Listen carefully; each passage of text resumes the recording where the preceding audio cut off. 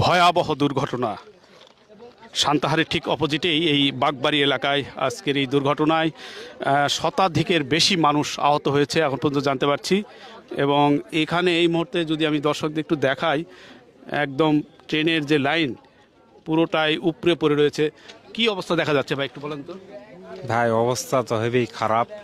যাক রোজার মাস, আল্লাহর রহমতের জন্য হয়তো বেঁচে দেওয়া হয়েছে, তাছাড়া তো অনেক মানুষের ক্ষতি হতে পারতো।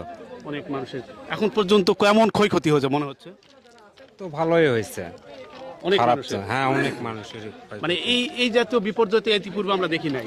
এটাই প্রথম এই অঞ্চলে এত বড় একটা দুর্ঘটনা আমরা দেখতেছি প্রথমেই। প্রথম। হ্যাঁ, এই যে লাইন চ্যুত হয়ে গেছে, এটা অনেক দিন পরে এইরকম। এর আগে দুর্ঘটনা অন্য এই সম্মুখীন হয়েছে, কিন্তু এটা এইরকম যে ক্ষতিগ্রস্ত হবে এটা আমরা কখনো ভাবিনি। মানে এটা কেমন সময় লাগতে পারে আপনার জানা মতে ভাই? কেমন এই যে অবস্থা দেখছি? এটা অবস্থা তাও তো 10-15 দিনের আগে মনে হয় হবে না।